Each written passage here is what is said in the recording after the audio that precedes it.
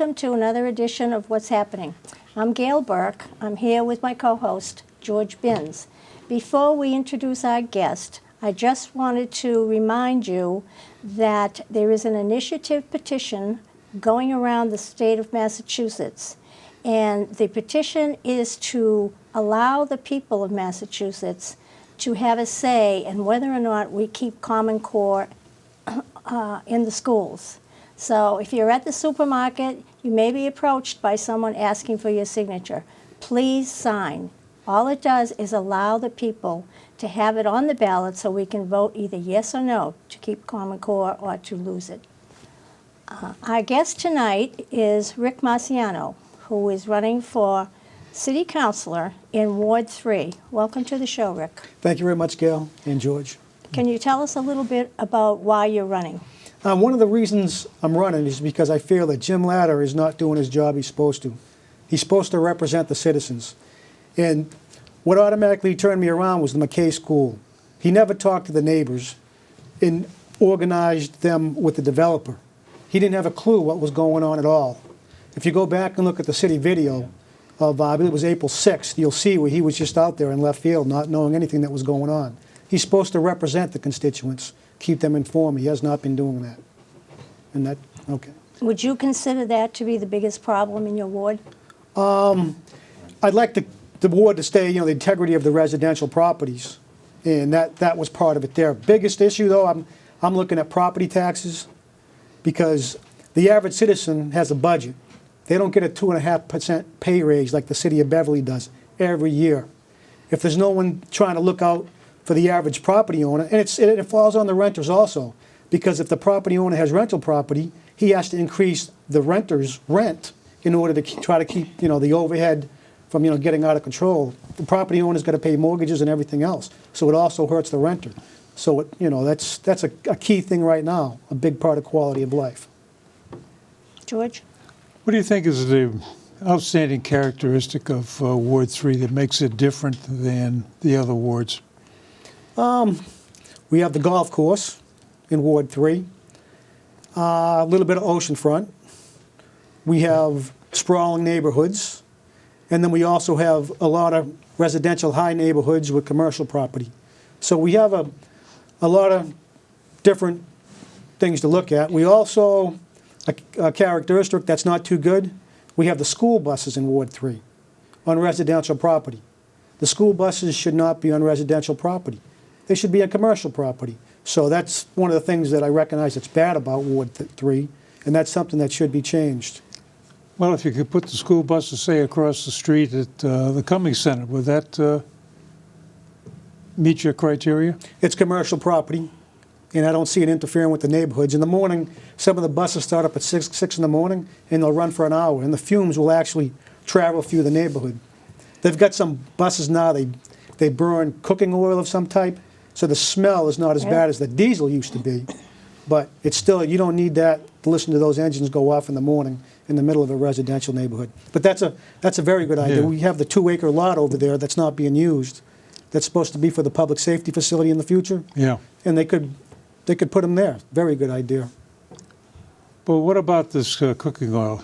Do you think it could be, if they picked the right restaurant, it would be a nice wake-up call to smell of bacon and eggs? Yeah. Anyway, a little bit more seriously, you mentioned you got a very diverse neighborhood ward to work with. How does this work out with the voters, the constituents, in terms of, are they comfortable with that much diversity as opposed to, say, Ward 6, which it's all residential? I haven't heard any negativity in reference to being completely diversified with the neighborhoods. Mm-hmm. The neighborhood that I'm in was basically developed by the United Shoe, and they wanted to protect that neighborhood. They actually had zoning back in the early 1915 that protected the actual neighborhood. The other neighborhoods, they're just citizens just trying to live their lives and do the best they can. But I think I don't know if it's answering your question, but it's. Well, that's the thing, is trying to understand what's the characteristic of the people you're going to represent. And with that kind of diversity, how many different issues are you trying to sort out in the city? Well, in the city, of course, it's one of the issues is parking. Yeah. That's always an issue. You know, I'll talk about the middle school, the one that they want to propose to build. It's going to hold 1,400 students, and normally they have 500 parking spaces. Now they're going to end up they're going to only put in 300 parking spaces. So what's going to happen at the middle school when they have an event? All those vehicles are going to be going into the area neighborhoods, just causing problems. So I mean that's just something else to look at that probably hasn't been looked at. Do you have any kind of solutions to alleviate that problem?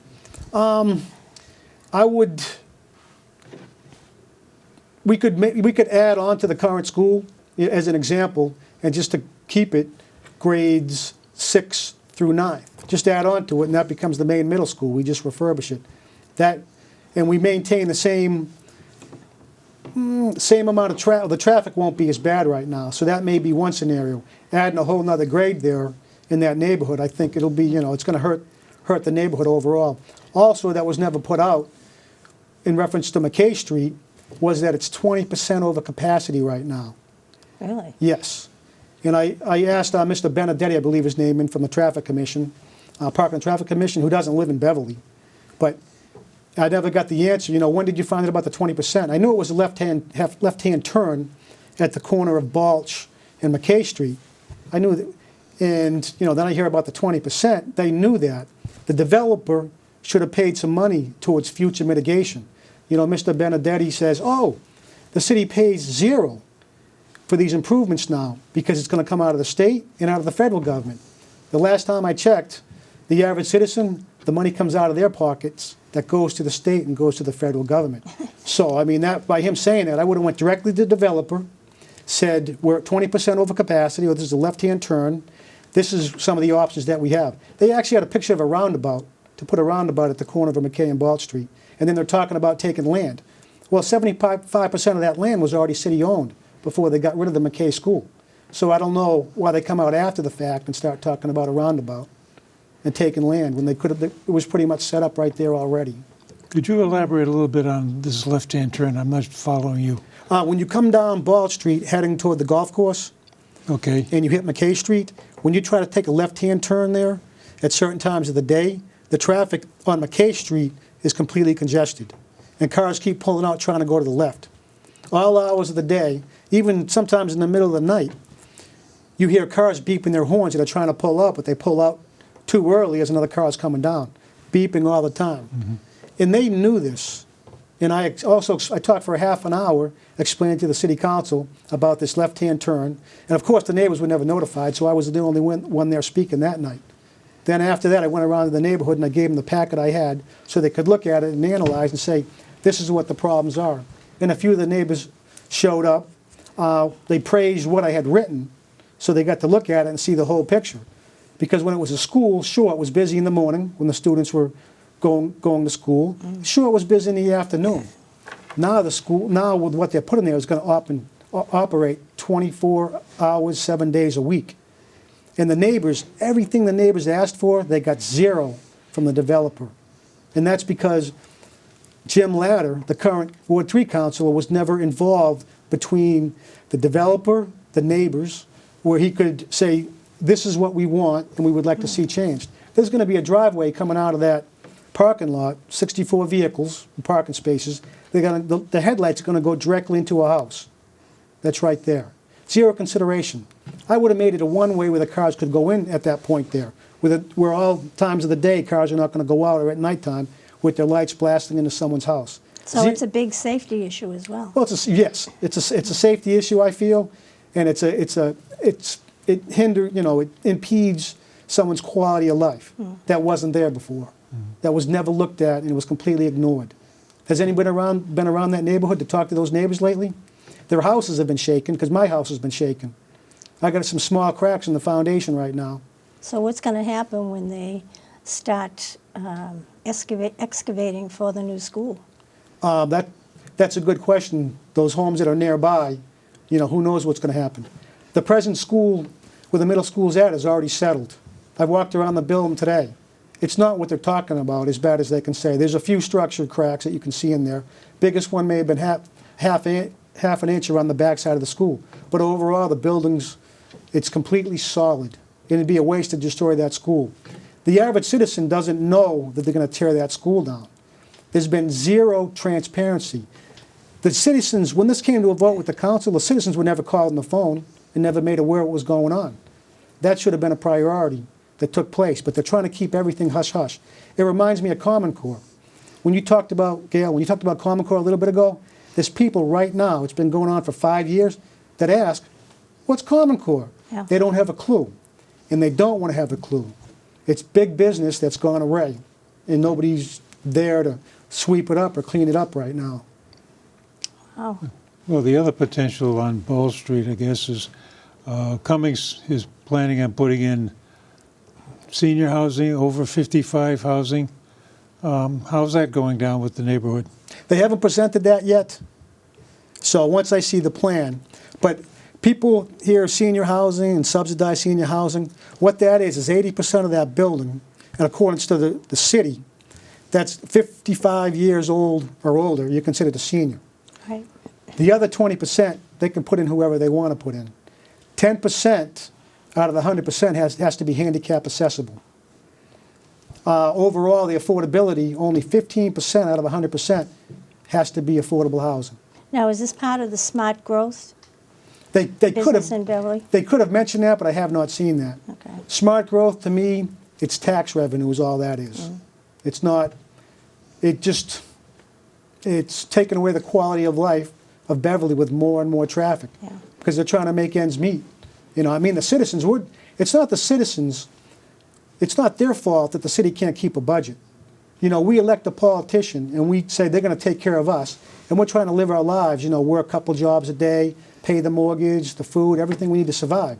We trust those politicians to take care of us. The job is not being done, you know, in my opinion. And that's another reason I'm running too, or I've always ran, because I can't sit back and relax with what's going on. It's just tough. I feel sorry for the other individuals. I do have security. I retired from the U.S. Army. It was 20 years, but they called me back 8 years later for 2 more, so I have 22 now. But I have security. I have a check coming in. I can put food in my children's stomach, my wife, and I also have medical benefits, which is probably the most important of everything else. But I feel for the average citizen right now, because no matter what they're saying, it's not getting better. Little by little, we're losing more and more. Yeah, You know. I agree. What do you think that the mayor's role should be as far as Ward 3 goes? As far as, I mean, he's in charge of the city. Yes. But he has to work with the city council. Do you think that he has any plans for alleviating the traffic or all the problems in Ward 3?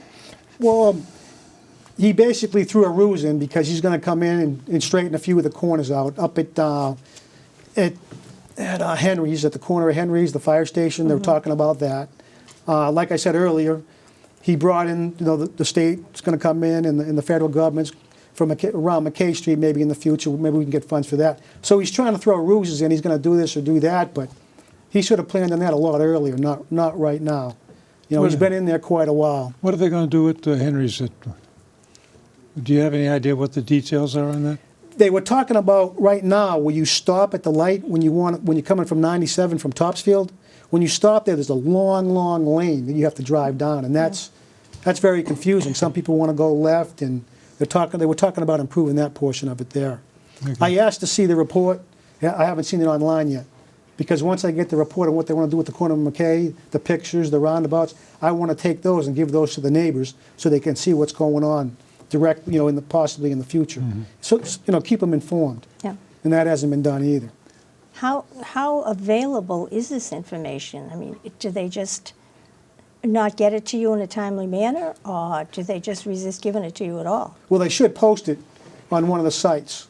Go to the city of Beverly and you look for it right there, but I haven't seen it. I should write Mr. Benedetti, which probably how you don't pronounce his name, but I should email him and ask him, you know, where can I find this? How come it hasn't been presented yet? Because I think neighbors need to know what they're looking at doing in their neighborhood in the future. Not wait until Absolutely. it suddenly happens. You know, you have a public hearing on a certain issue, and then you only get to listen to what's going on at that point there. You can't go back and investigate and analyze what they're really talking about. If you don't know it then, forget it. And then the council automatically makes a decision sometimes, and it's like they never really knew what was going on either. It's kind of like the McKay School. I don't know if you're aware of it, but many years ago, in 1928, it was the 300-year anniversary of when the colonies came over here in Massachusetts, and they went around putting plaques all over the place. And there's one actually on the corner of McKay School, with the right on McKay Street. You'll see one right there. But there was an actual path that the planters used back in the early 1600s that went down to a monument. And on that monument it said first landing place. And it was for the planters that came here, the 5 main planters. And supposedly a few months back, it was ripped out of a concrete foundation that was kind of sitting on the water, and you could look down. It had a nice, beautiful view of the Upper Shoe Pond. It was ripped out and brought over somewhere on the Cummings property. And I haven't got any real answers of who did it, specifically, other than 2 months ago they asked to do it. And no one really knows what's going on. But what they said was, oh, well, we really can't prove that's where the real first public landing was, so we're going to just pull it out of there and put it where we want to prove it. Well, evidently, I'd say if they put it in 1928, over 80 years ago, somebody knew something. So first, go see if you can, look through the documentation and see if you can find something, rather than, oh, we'll just move it because we really don't think that that's where it was in the first place. If it wasn't there in the first place, why put first landing place on there with the planters? You can read through the deeds and see what the deeds say, and you can connect all the dots. There was a mill right near there that ran down the brook that ran through the golf course. So somebody's not doing their homework, is that what you're saying? Oh, right, in my opinion. Yeah. And then also, they should have went to the citizens and got their input before they tore it out. Who's the they that should have done this? Well, unfortunately, no names have popped up. Somebody did mention in one of the emails at the Historical Society today that for us to get with the Cummings Center. Why should I get with them? Who specifically talked to them at the Historical Society? Who presented it? Where are the plans? I mean, the Planter's Path went down there to right where, the spot I'm talking about. You can actually walk down McKay Street, and if you look over, you see a nice small peninsula coming out, and you'll see the concrete foundation where it was mounted into. But the rock and the stone that used to be there, it's a good-sized rock, gone, no longer there. And I had to dig around for a few days to figure out where it went to. Where is it now? If you go down the Cummings Path by the entrance by the McEwen School, you walk down there a couple 100 yards, you'll find it on the right-hand side. And there it says, first landing place, and nobody's going to know any different. They're going to think that, oh, this is the first landing place. What do you think about the old McDonald's, and what is something happening with the old McDonald's? Have we reached another standstill? I know the mayor has brought it up again. What are they going to do with it? Are they going to put a restaurant in, or have they resolved the parking? What's happening? I've heard nothing in reference to that, and they requested for proposals. Yeah. And nothing's come in right now because, in my opinion, there's no parking there. Refurbish the building there. If they want to put someone that wants to, sell kayaks or rent kayaks, put paddle boards, they can rent a portion of it out. Because if you look in the deed, it's for public recreation. It's not for building a huge restaurant and then putting parking meters in the whole area. I just think it's just a terrible eyesore to see that old building. And I mean, you've got a beautiful access to the water there, to the ocean. Right. And I mean, I've lived in Beverly now for 11 years, and I've heard a lot of talk about it, but nothing ever seems to happen. Definitely. The strategy is to let it deteriorate and look ugly so it becomes an eyesore. And a lot of citizens say, I don't care what they do, just do something. What I would do, refurbish the building again, and on the back part there's a beautiful porch by the ocean. We could have a band there on Saturday nights and on Sunday nights playing music, use those parking spaces that's somewhere under the bridge.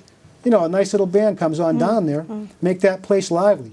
But no one, they don't think of that. They don't want to do nothing for the citizens. And if they do put parking meters, I say if you have a residential sticker that when you go down to Lynch Park, a recreation sticker, if you have that, you should be able to park down there for free for the citizens of Beverly. They shouldn't be charged. That's theirs, their property. Now, what ward is that in? Ward 2. That's Ward 2? Yes. How would you work with the Ward 2 councilor to get something done? Councilor Estelle Rand. I would talk to her, possibly, they do have a shop on Rantoul Street. I haven't, been there yet, but they do rent kayaks and paddle boards and stuff like that. See if we can talk to them to see if they may be interested in renting a portion of it out. Also, I'd like to see some little food stands. You can go down there and have some fried dough. Oh, maybe bring McDonald's back, huh? I used to love that. When I was young, I'd fish on the bridge all day long, Yeah. and it's nothing like going there, getting a nice cold Coke, French fries, and some hamburgers, just sitting out and back where I talked about putting a band right there, and just looking at the ocean, listening to the bird. Life was great. Well, we would bring a lot then of you grew tourists up, here, right? too. Yes. Well, I'd love to do it now. Sit back and enjoy life. Okay, you raised an interesting question. There's an area that looks like it ought to be developed. Yes. It's sat idle ever since Mayor Scanlon bought it. What seems to be the real problem in terms of why is this not a commercially viable piece of property? What does the city have to do to make it such that somebody's going to come in and put in a decent bid for it? Well, what they've done is, a few years back, West Lake suggested going there and removing, they've got a waterway rights going through there with the big ships, and everyone can come in there. I forgot the specific name of it. But he mentioned just lift that restriction. So Well- Westlake had a good idea in reference to lifting the restriction. Now what happens is the private property next door, if they want, they can put a restaurant there. If they want, they can put certain things there. And that's what should have happened. Not like a slap in the face to the property owner next door, say, we can put a restaurant in, but you can't. What right, there's no, take away the rights of somebody else, they can't do something, but you can sit there and do that. Is that what started the whole problem between them? That was a portion of it, but I believe also they may have put a bid in. Well, they had a proposal also, but it may have been ignored, or it was, they felt that was justified, that should have been picked before the other one. That was part of it. But they deserve the right next door to do that. And then by keeping these parking spaces there, and then the small buildings there now, the McDonald's, they can park, whoever's going to use their restaurant, for example, they can actually use those parking spaces, in the evenings or whenever. So that'll be available. Like what they do when you're going to build a housing complex. If there's a parking garage within 500 meters, they come out and say, oh, that parking garage is within 500 feet. If it's within 500 feet of us, we can count some of those parking spaces to build this excessive size building here. But they'll be able to build maybe a bigger restaurant and use those parking spaces over where the McDonald's is to go use the restaurant there. But the city shouldn't be getting involved in something like that, putting a restaurant in there, and it's just, they can't keep up with what they have now. Well, for a while there, it looked like they were going to go forward with it and have the Black Cow go in there. But, Yes. I mean, it was going to be a very big restaurant, which Yeah. would require a lot of parking, which is not available. You cannot have parking across the street, Yes. not on that road. Well, across the street is the Anchor. Is the anchor. And they've got clients that want to park near there, Yes, too. they do. So this is what the point I keep coming back to is we got what appears to be a valuable piece of waterfront property. Yes. And trying to develop it commercially hasn't happened. And something's got to change. And I'm not seeing a clean story as to what do we really have to change. Does somebody have to make peace with the butter next door? Sell them a piece of it? Would they be interested in buying it and developing it? This is what I'm trying to tease out of the system as to how do we really take what appears to be a valuable piece of property and make it work? And I think this is a fundamental problem for the whole development of essentially the downtown area. You said the key earlier, it's the parking. Yeah. Newburyport has parking. They can put Yes. beautiful restaurants and a beautiful walkway and all that. We don't have the parking. You fix the parking problem and it's solved. Okay, how do we fix the parking problem? Well, I did hear that the Ventron site is going back up for sale again. Now, where is the Ventron site? It's where they wanted to put the 72 condos down on Congress Street. Before you go over the Beverly and Salem Bridge, you take a right by the Anchor. Okay. Then you take a left, and it's that big open space. Oh, Lot of history in there. Yeah. And that's what they were talking about there. but that never went forward either. No, and the developer, as far as I know, they are selling it right now. So they could put a nice park in there and add parking spaces in there. So I guess the issue you're raising is one of how do we balance accessibility, which is parking spaces, and a reasonable path. Like you say, you can't be parking across the street at the Anchor and going to the Black Cow or some restaurant on the waterfront. How do we develop something like Newburyport you allude to as a better example? Well, the only place I've talked about in the future, I don't know if they can do it under the deed and everything, but is Lynch Park. Lynch Park has the parking. So in the evenings, if the carriage house is, when that is completely repaired and there's a nice little kitchen in there, they could serve food right out of there. Yeah, that does wonders for Lynch Park, but what is it going to do for that really the area around the bridge and the downtown area? Well, how do we get a balance between parking, accessibility, and the whole idea of having a walking community where people do not have to take a bus to get any place, and yet at the same time develop essentially the waterfront? Well, the plan was there back, I believe, in 1972, where they were going to raise a lot of the houses on Fish Hill. It's a historical area. And I've seen all those plans, and they're beautiful. And that was the time there, but to destroy all the historical buildings and everything, it wouldn't have been justified. But it's that question, to me, it's really, you can't answer it without the parking, other than the Ventron site, putting something in there. You know, it's really tough. The person next door, Mr. Kinsey and his wife, if they put a restaurant further down, then when the traffic comes in, at least it won't back all the way out onto the road, you know, the bridge and everything. Yeah, that's a tough location. You get traffic coming off the bridge. Yes. It's a safety issue at McDonald's to have that traffic back up out there. Well, are we kidding ourselves then? That is a really a valuable piece of property. Is it a white elephant? Yeah, right now it is. If you can't come up with enough parking to satisfy almost 40,000 residents in Beverly, it is. Rick, we're almost out of time.